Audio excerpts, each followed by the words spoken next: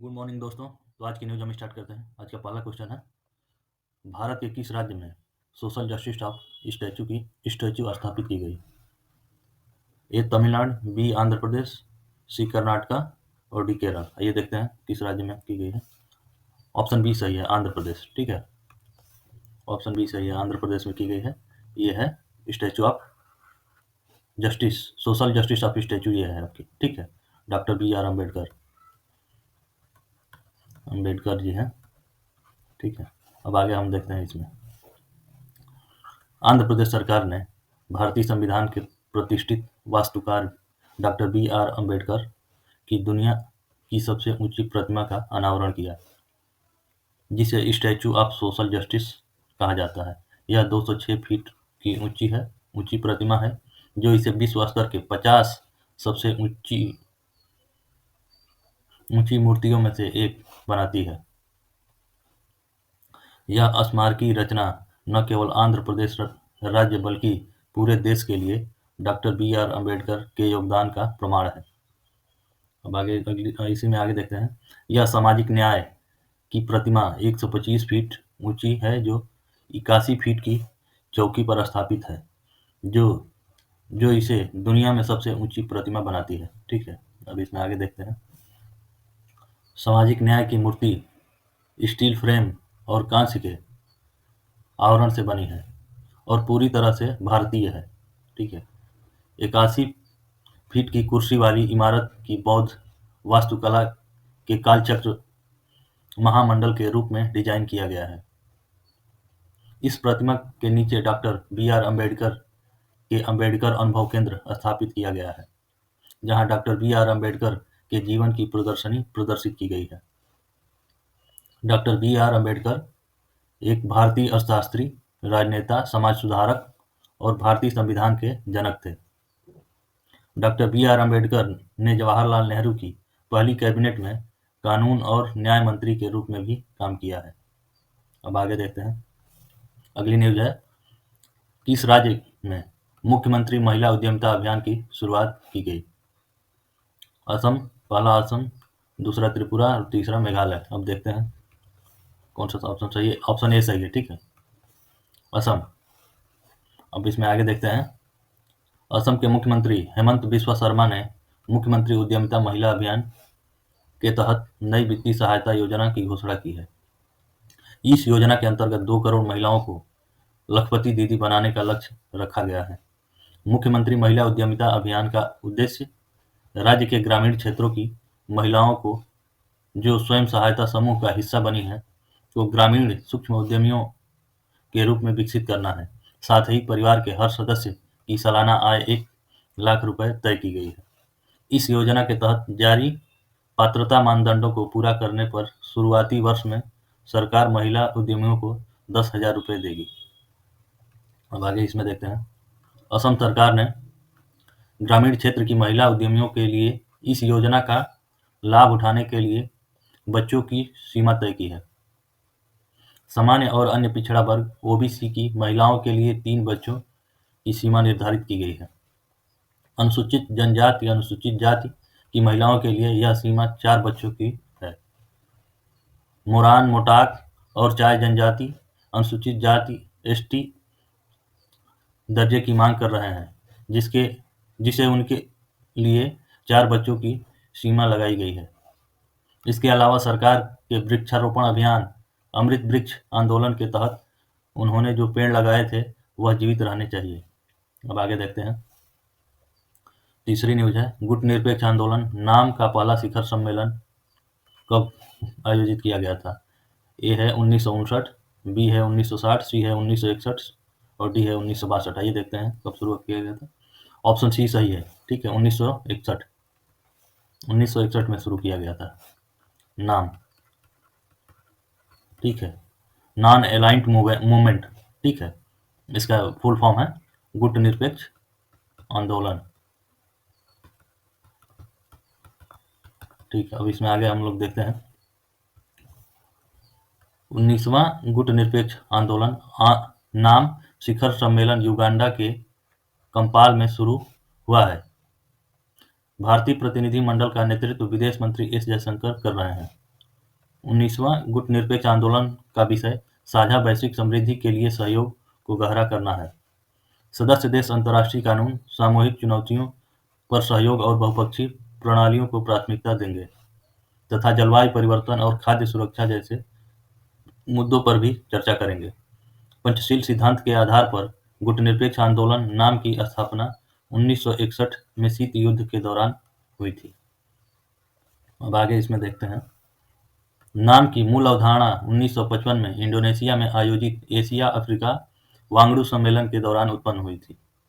पहला गुटनिरपेक्ष आंदोलन 1961 में बेलग्रेड, यूगोस्लाविया में हुआ था।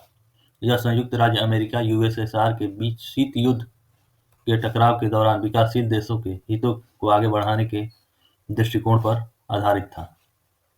वर्तमान में नाम 120 राज्यों का एक संगठन है जिसकी संयुक्त राष्ट्र की कुल सदस्यता में लगभग 60% की हिस्सेदारी है। राज्यों की समानता, संप्रभुता और क्षेत्रीय अखंडता का सम्मान करना, देश की राजनीतिक, सामाजिक, आर्थिक और सांस्कृतिक विविधता का सम्मान करना इसका उद्देश्य है। ठीक है, ये उद्देश्य है, ये उद्देश्य हैं इसके। ठीक है, अब अगली न्यूज देखते हैं। विश्व का सबसे ऊंचा राम मंदिर कहाँ स्थापित किया जा रहा है? भारत में, इंग्लैंड में, अफ्रीका और ऑस्ट्रेलिया। ये देखते हैं कहाँ पे। ऑप्शन डी सही है आपका, ऑस्ट्रेलिया। ऑस्ट्रेलिया में हो रहा है, ये है, ये रहा आपका ऑस्ट्रेलिया का मंदिर। ठीक है, अब आगे देखते हैं इसमें। ऑस्ट्रेलिया के पर्थ शहर में राम मंदिर बनेगा। इसका निर्माण श्री राम वैदिक एवं सांस्कृतिक ट्रस्ट की तरफ से किया जाएगा। श्री सीताराम ट्रस्ट के उप प्रधान डॉक्टर हरेंद्र ने बताया कि ऑस्ट्रेलिया के पर्थ शहर में 150 एकड़ में जमीन में 600 करोड़ रुपए की लागत से श्री राम मंदिर का निर्माण होगा। 721 फीट ऊंचाई वाला विश्व का सबसे ऊंचा मंदिर होगा। ट्रस्ट के अध्यक्ष दिलावर सिंह ने यह बताया।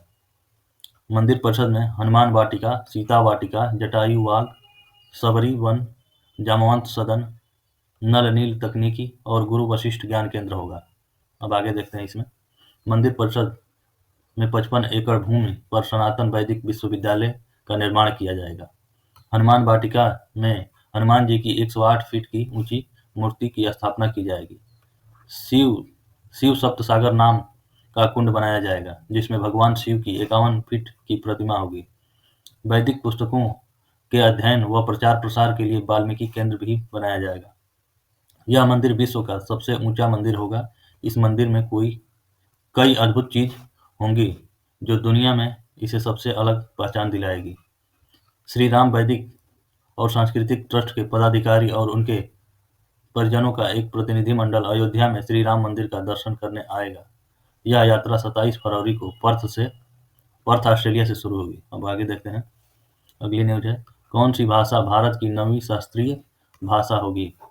पहला कन्नड़, ए कन्नड़, बी कोंकणी, सी फारसी और डी तमिल। आइए देखते हैं। ऑप्शन सी सही है। ठीक है, फारसी, फारसी सही है। ये आपका फारसी भाषा है। ठीक है, अब आगे देखते हैं इसके बारे में कुछ चीज़ें। राजनीतिक और सांस्कृतिक संबंधों को मजबूत करने के लिए विदेश मंत्री एस जयशंकर ने घोषणा की है कि भारत सरकार ने नई शिक्षा नीति 2020 के तहत फारसी को भारत की नवीन शास्त्रीय भाषा में से एक के रूप में शामिल किया है। आधिकारिक तौर पर भारतीय संविधान की 8वीं अनुसूची में अब तक 6 शास्त्रीय भाषाओं की पहचान की गई है, जिनमें तमिल 2004 में, संस्कृत 2005 में, कन्नड़ 2008 में, तेलुगु 2008 में, मलयालम 2013 में और उड़िया 2014 में शामिल है। इन शास्त्रीय भाषाओं के अलावा पाली, फारसी और प्राकृत और उनके अनेक साहित्य के कार्यों को भारत की राष्ट्रीय शिक्षा नीति 2020 के अनुसार संरक्षित किया जाना है। अब आगे देखते हैं इसी में। किसी भाषा को शास्त्रीय भाषा घोषित करने के मानदंड सांस्कृतिक मंत्रालय द्वारा संविधान की 8वीं अनुसूची के तहत प्रदान किया जाता है। उच्च प्राचीनता वाली ऐतिहासिक ग्रंथ। दूसरा, विरासत के हिस्से के रूप में पुराण साहित्य। और तीसरा है शास्त्रीय भाषा और साहित्य के बीच अंतर। अब आगे देखते हैं इसी में। शास्त्रीय भाषा के रूप में मान्यता मिलने पर मानव संसाधन विकास मंत्रालय अनेक लाभ प्रदान करता है। इसमें पहला है शास्त्रीय भाषा भारतीय भाषाओं में प्रख्यात विद्वानों के लिए 2 प्रमुख अंतर्राष्ट्रीय पुरस्कार दिए जाते हैं। और दूसरा है शास्त्रीय भाषाओं में अध्ययन के लिए उत्कृष्ट केंद्र की स्थापना की जाती है। अब आगे देखते हैं। निम्न में से कोचिंग संस्थानों के नए दिशा निर्देश के अनुसार कौन सा कथन सही है?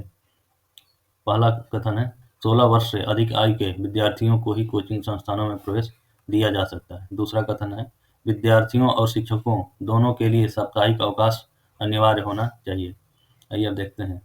ए ऑप्शन है केवल 1, बी ऑप्शन है केवल 2, सी ऑप्शन है 1 और 2 दोनों, और डी ऑप्शन है न तो 1 न ही 2। आइए देखते हैं। आपका ऑप्शन सी सही है, ठीक है। सी ऑप्शन सही है, ऑप्शन 1 और 2 दोनों, ठीक। अब आगे देखते हैं इसमें। कोचिंग संस्थानों को छात्रों से झूठा वादा नहीं करना चाहिए तथा भ्रामक विज्ञापन नहीं करनी चाहिए। आगे कोचिंग संस्थानों को छात्र सरकार द्वारा निर्धारित स्थानीय अधिकारियों के पास पंजीकरण अवश्य कर लेना चाहिए। 16 वर्ष से अधिक आयु के विद्यार्थियों को ही कोचिंग संस्थानों में प्रवेश दिया जाना चाहिए। माध्यमिक विद्यालय की परीक्षाओं में सफलता के बाद ही प्रवेश लेने की अनुमति होनी चाहिए। आगे स्नातक से कम योग्यता वाले ट्यूटर को कोचिंग संस्थानों में नियुक्त नहीं किया जाना चाहिए। अब आगे देखते हैं इसी में।